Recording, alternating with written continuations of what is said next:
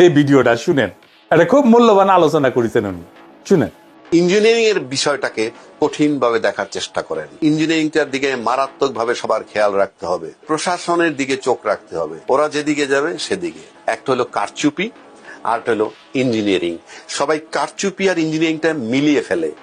কারচুপিটা হইল দলীয় নেতাকর্মীরা করে, সেন্টার দখল করে সিল সাপ্পর মেরে বক্সে ঢুকায়, বুথে ঢুকায়, ভোট গণনার সময় কেন্দ্র দখল। এইটা হলো ভোটের কারচুপি। এইটা আপনি এবার হবে বলে আমার কাছে মনে হয় না, বিকজ এভরিবডি খুব সজাগ। হ্যাঁ, মারাত্মক অ্যাওয়ার্ড। সেকেন্ড হলো ইঞ্জিনিয়ারিং। ইঞ্জিনিয়ারিংটা করে কারা? সেটা করে প্রশাসন, মানে প্রজাতন্ত্রের কর্মকর্তা কর্মচারীরা। এইটা হলো একটা সিরিয়ার জায়গা। তাদের মধ্যে একটা অংশ মনে করছে যে অমুক দল ক্ষমতায় চলে না না না না, ইঞ্জিনিয়ারিং করে তারা নিবে ক্ষমতায় কাকে, দে উইল ডিসাইড। এই জায়গাটায় কিভাবে নজর রাখবে, এইটা হলো সবচেয়ে মারাত্মক ব্যাপার আমি মনে করি।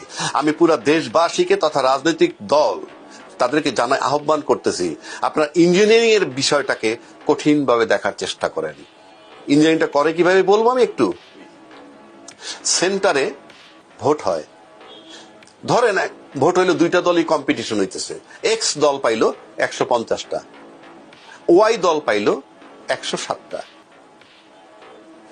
150 বা 160, আরেকজনে পাইলো 107।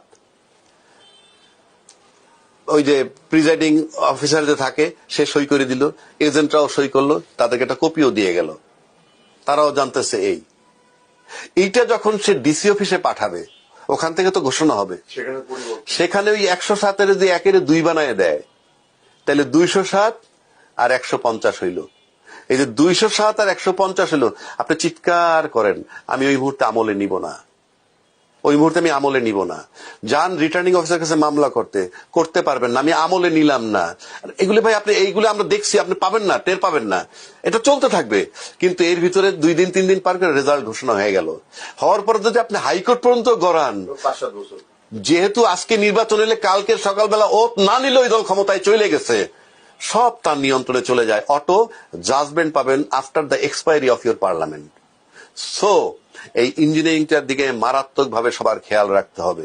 চেক এন্ড ব্যালেন্স কিভাবে আনা যায়? ওই ইঞ্জিনিয়ারিং আপনার খেয়াল রাখতে হবে, সেটা হলো আপনি প্রশাসনের দিকে চোখ রাখতে হবে। এই প্রশাসনিক ইঞ্জিনিয়ারিং, ওরা যেদিকে যাবে সেদিকে, এটা খেয়াল রাখতে হবে এখন থেকে। ইঞ্জিনিয়ারিং এর